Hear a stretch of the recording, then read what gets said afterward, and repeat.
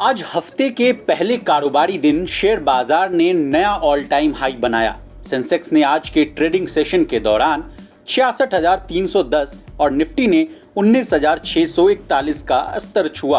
अब आप सोच रहे होंगे कि भारतीय शेयर बाजार तो रोज नए नए हाईज को छू रहे हैं, तो इसमें कौन सी नई बात है।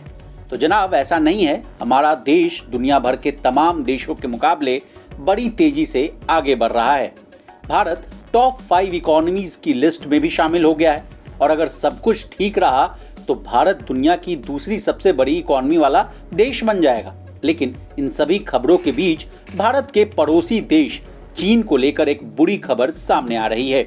जी हाँ, आप सही सुन रहे हैं। चाइनीज इकोनॉमी तमाम कोशिशों के बावजूद गर्त में जा रही है। अब हम ऐसा क्यों कह रहे हैं, ये जानने के लिए आपको हमारा ये वीडियो अंत तक देखना होगा। असल में किसी भी देश की ग्रोथ का सबसे अहम इंडिकेटर उस देश की जीडीपी को माना जाता है। साल 2023 के दूसरे तिमाही के चीन की जीडीपी का अनुमान घटाकर 4.2% कर दिया गया है। यह अनुमान साल 2020 के पहले तिमाही के बाद सबसे कम माना जा रहा है। अब आप सोच रहे होंगे कि आखिर क्या वजह है कि चीन की जीडीपी लगातार गिर रही है। तो जनाब, चीन की जीडीपी गिरने की एक नहीं बल्कि कई वजहें हैं। अब आइए आपको उन कारणों के बारे में बताते हैं जिससे चीन की हालत खराब कर दी है। मार्केट एक्सपर्ट और एनालिस्ट के मुताबिक चीन की हालत का सबसे बड़ा जिम्मेदार लॉकडाउन रहा है। लॉकडाउन भारत समेत कई देशों में लगाया गया था, लेकिन भारत सरकार ने इसे काफी अच्छे से हैंडल किया। नतीजा, भारत जल्द ही इससे उबर गया और भारत आज तेजी से उभरती हुई इकोनॉमी बनकर सामने आ गया है।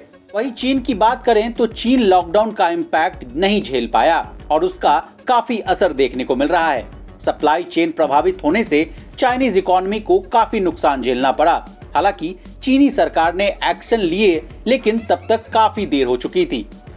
दूसरा कारण बेरोजगारी को माना जा रहा है। जी हाँ, आप सही सुन रहे हैं। ये वही चीन है जिसको रोजगार देने वाला देश माना जाता था, जहाँ का बच्चा बच्चा अपना खुद का कारोबार करने के लिए जाना जाता था। वो अब बेरोजगारी की मार को झेल रहा है। नेशनल ब्यूरो ऑफ स्टैटिस्टिक्स के आंकड़ों के मुताबिक चीन में बेरोजगारी दर 21% तक जा पहुंची है। यह दर 16 से 24 साल के उम्र के लोगों की है। बता दें, इससे पहले चीन में बेरोजगारी का ऐसा आलम कभी नहीं देखने को मिला था। अब आइए दूसरे कारण पर। कोविड का खतरा कम हुआ तो फिर पूरी दुनिया पर मंदी का खतरा सामने आने लगा। इसका असर भी चीन की ग्रोथ पर दिखना शुरू हो गया।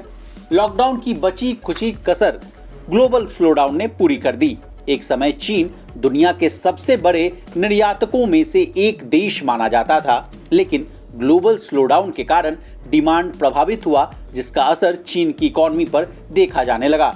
और तो और ग्लोबल स्लोडाउन की वजह से चीन की एक्सपोर्ट पर भी नेगेटिव असर पड़ा है। बता दें, चीन की इकोनॉमी को एक और बड़ा झटका तब लगा जब इंटरनेशनल मॉनेटरी फंड यानी IMF ने चीन की ग्रोथ को डाउनग्रेड कर दिया।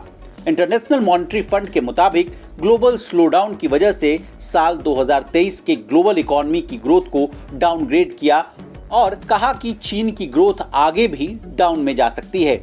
इस अनुमान से ड्रैगन की हालत और खराब हो गई। चीन को अगली पटकनी रूस यूक्रेन वॉर से मिली। दरअसल इस वॉर का असर चीन की इकोनॉमी पर काफी देखा गया। Ukraine war, global slowdown, pandemic जैसे विलन्स ने मिलकर चीन की इकोनॉमी का बंटाधार कर दिया।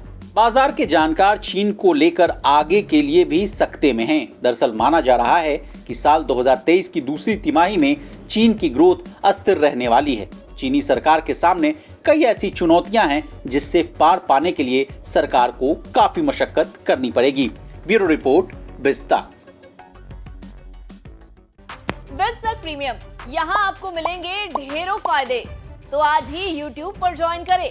बिज़नेस प्रीमियम मेंबरशिप 159 रुपए से शुरू।